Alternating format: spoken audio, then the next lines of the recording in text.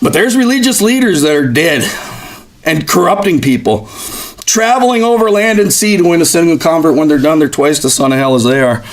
And of course, and we've looked at this before, I know, and I'm actually going somewhere, which I'll probably have to do next week because I know I'm taking a lot of time, but there's just so much here. The experts of the law, verse 46, they're like, man, don't you know, I'm sorry, verse 45, they're like, teacher, when you say these things, you insult us also. You know, he's talking to the Pharisees. He's like, the teachers of the law are there, and they're like, they're not Pharisees, they're not Sadducees. Those were two different groups. The Pharisees believed in miracles, they believed in angels, they believed in things like that. The Sadducees did not, right? That's how we remember the difference, because that's why they were sad, you see. They didn't believe in the power of God. It's a good way to remember it.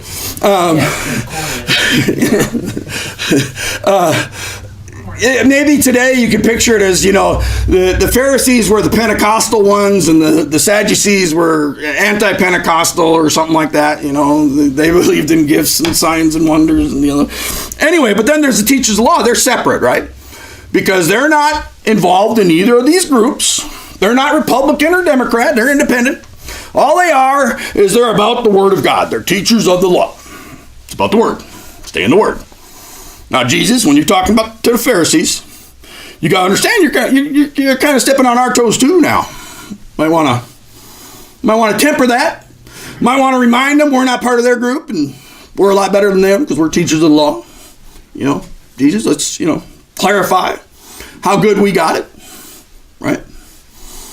And of course, Jesus, when friends and influence people, he's definitely going to meet them where they're at and help them out quite a bit by what he says in verse 46, What are you, because you build the tomb of the prophets and you testify that your forefathers killed. So you testify that you approve of what your forefathers did. They killed the prophets and you build their tombs. Because of this, God, in his wisdom, said to the end of the prophets and apostles, some whom they will kill and others they will persecute. Therefore, this generation will be held responsible for the blood of all the prophets that have been shed since the beginning of the world, from the blood of Abel to the blood of Zechariah, who was killed between the altar and the sanctuary. Yes, I tell you, this generation will be held responsible. That wasn't quite the answer they're looking for. Woe to you. So Jesus, you're stepping on our toes. Help us out a little bit. Okay, the blood of all the prophets that have been killed is going to be put on you. And it is. 70 AD. Jerusalem's destroyed. Crosses line the countryside. Individuals crucified from one side to the other. It was like half of the people, I think, of the population crucified. Can you imagine those men that thought they were so great? Men that put Jesus on a cross now with their son there. Seeing their daughters raped, killed in front of them, their wives brutalized, now on a cross, dying because they didn't serve him. I wonder if these words came back to them. Woe to this generation. I wonder if they saw the people of Nineveh standing up saying, why didn't you listen? Maybe there was some last breath conversions that day, I don't know. But God was serious, wasn't he? These are the people he loves, his chosen people. And they were scattered to the four winds. Jerusalem was destroyed. They were no longer a nation.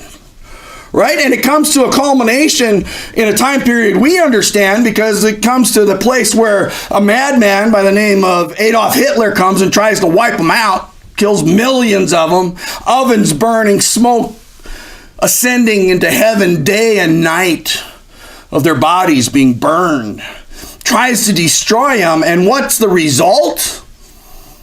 Jerusalem, Israel, becomes a nation and a capital again, a place again where Jewish people are. And at the end of World War II, they're brought back into the land.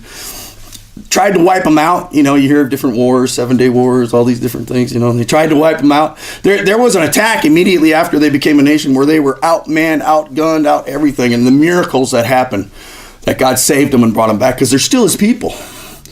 That generation faced judgment. Horrible judgment. That temple they thought was so great was thrown down. All that's left was an outer wall that's there today called the Wailing Wall. Why are they wailing? Because they didn't accept the Messiah. What do they need to do? Accept the Messiah. Now they have a land. Now they have a place. Now they have prosperity. Now they have blessings from the Father because of Abraham. See, we remember that the sins of a father are passed on to the third and fourth generation. You've all heard that, right? Amen. Sins of a father. You know the other part of that verse, right? The blessings of a righteous man go to, you know how many generations? Who knows? Third and fourth generation. No. Forever. No? How many generations? Anybody know? 1,000. It hasn't been 1,000 generations yet, has it? If that's about 40 years, it'd be 40,000 years. It hasn't been that long since Abraham. They're still being blessed because of Abraham.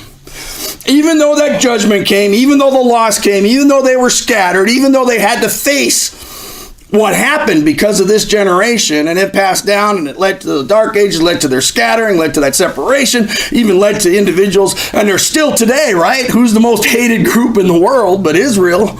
How many people around the world want to destroy? There's nations that want to destroy Israel. Little teeny little nothing. I mean, it's not, you know, how many Israels could you fit in Texas? I don't know.